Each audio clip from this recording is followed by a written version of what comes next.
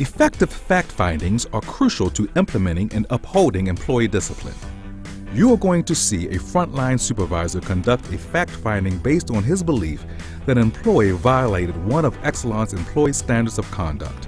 As you watch, try to assess whether the frontline supervisor is following the fact finding fundamentals. Is he objective, impartial, professional, and timely?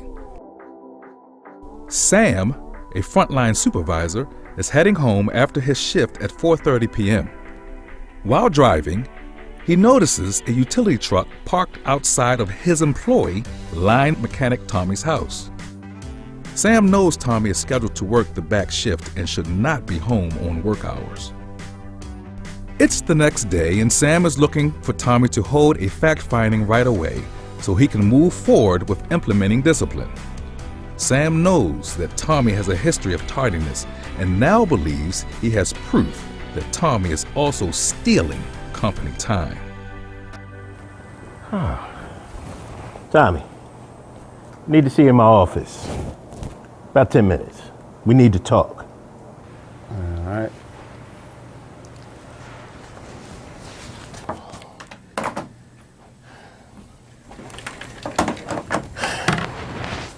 Tommy, listen. I need to talk to you. I know you were at home yesterday when you're supposed to be on the clock.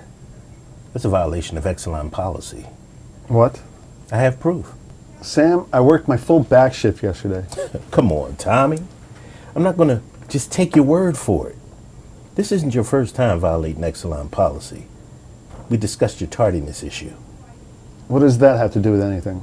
Whatever's going on with you that's making you late or having you at home during your regular work hours, I'll go easier on you if you just come clean. We can work out a deal. As far as being home during work hours, it's not what it seems. I had tardiness issues in the past, but I went to HR and we resolved the issue in my favor. Yeah. But this time HR isn't here to help you, Tommy. You're making too big a deal out of this. It's not what it seems. No, what I'm doing is trying to give you an opportunity to be honest about stealing company time. Now, if you're going to avoid coming clean, you force me to recommend discipline. I'll be in touch. Let's review the fact-finding fundamentals. Supervisor Sam wasn't objective. He formed an opinion that Tommy stole company time before talking to him. He was not professional. He used tactics like leading questions, browbeating, and trying to make a deal. He was not impartial. He did not give Tommy a chance to explain what happened before making up his mind. And while he was prompt, he was not thorough. He immediately interviewed Tommy without checking supporting evidence like his timesheet or the work schedule that day.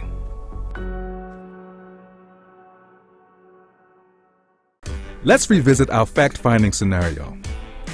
If Supervisor Sam prepared for the fact-finding by gathering relevant information, used the funnel technique when asking questions, and actively listened to Tommy's responses, would he still pursue discipline?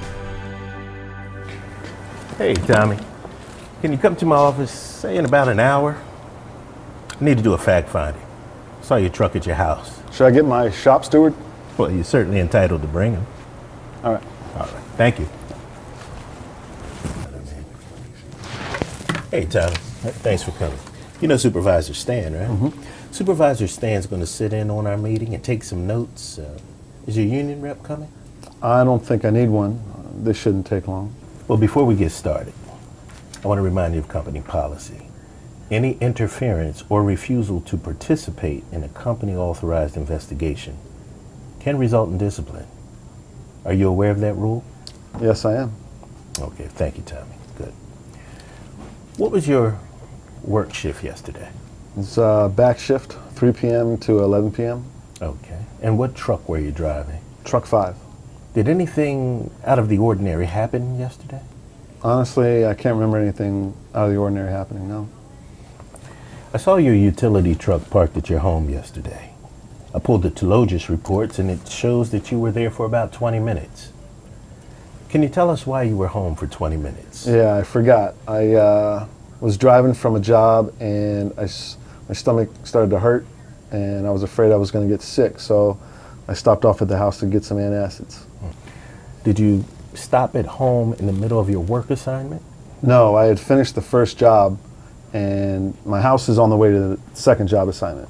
So, like I said, I started feeling sick and made a quick stop. Okay, about what time was that? I think 4:30. Can I take a look? Sure. Yeah, it was 4:45, and I was home for about 20 minutes. And so I took the antacids, and when I started feeling better, I went on to the next job site, and I called somebody about it. Okay, who did you call? I called the supervisor who was on shift. She said take some medicine, and when I started to feel better, come back to work. I see. And she told me to keep her updated. Did you? I did.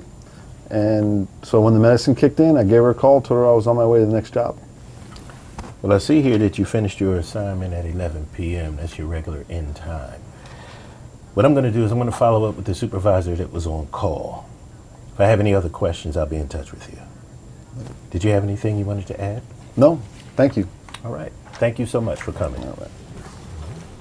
Do you notice the changes between Supervisor Sam's preparation for the fact-finding and the questions he asked? Supervisor Sam brought documents into the interview demonstrating that Tommy was at home on company time.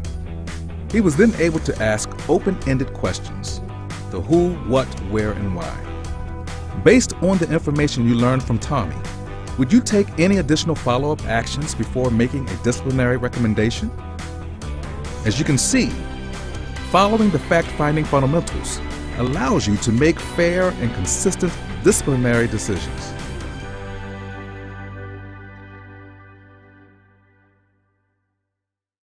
Effective fact findings require prompt investigatory interviews. However, supervisors sometimes encounter roadblocks such as uncooperative employees or interference from union stewards. Supervisor Sally just received a notice of a responsible vehicle accident involving substation mechanic Grant. At least 2 eyewitnesses reported that substation mechanic Grant failed to stop for the red light, and the teleologist showed him traveling at speeds of more than 15 miles per hour over the speed limit. Sally knows she will have to prepare a list of questions and bring Grant into her office to conduct an investigatory interview. When told to report for a fact-finding the next day, substation mechanic Grant requested his union steward Urick's presence at the interview. Knowing this investigatory meeting could potentially lead to discipline, Supervisor Sally approves the request. Good morning. So, as you know, we are here to conduct a fact-finding regarding the notice of responsible vehicle accident I received yesterday.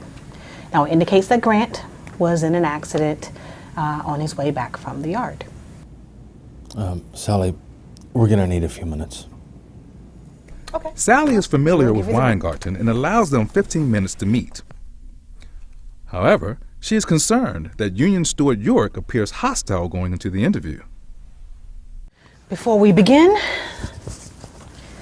I want to remind you that any act of interference or refusal to cooperate in a company-authorized investigation can lead to discipline. Do you understand? Yes. So today at 0700, I received a report indicating you had been in an accident on the way back to the yard in the bucket truck. Can you tell us what happened? Objection. Grant, you don't have to answer that. You're better off not saying anything. During your investigative interview, a union steward just informed you that your employee will not answer your question. How would you respond to this situation? Grant, you are entitled to have your representative with you, but I'd like to remind you that refusing to cooperate with the investigation can lead to separate discipline. I would like to give you the opportunity to tell us what happened. Please describe the accident. He doesn't remember. You'll have to get what you need from the police report when it comes out. Grant, I can't accept your steward's answers. I need you to participate in the interview.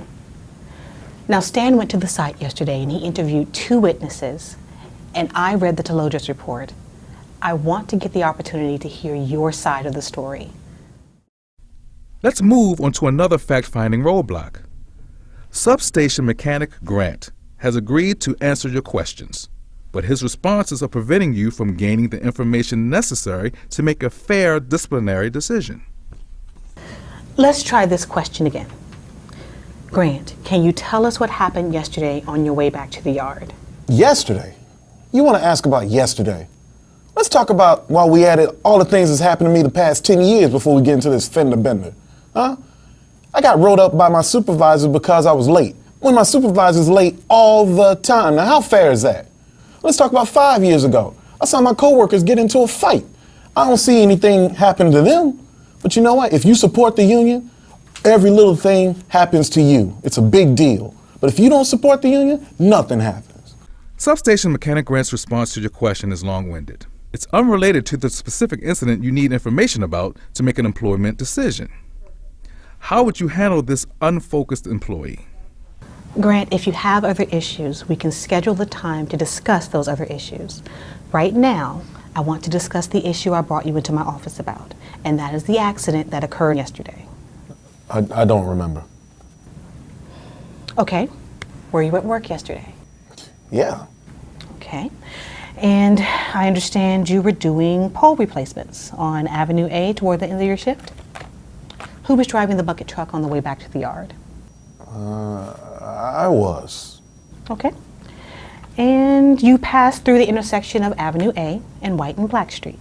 Okay, I see what's going on here. Look, I don't have to answer any more questions that might incriminate me. Grant, Stan interviewed 2 witnesses who say that they saw you run through a stop sign.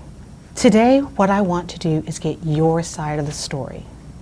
Now, if you do not give me your side of the story, the company will have to make their decision based upon the information we have.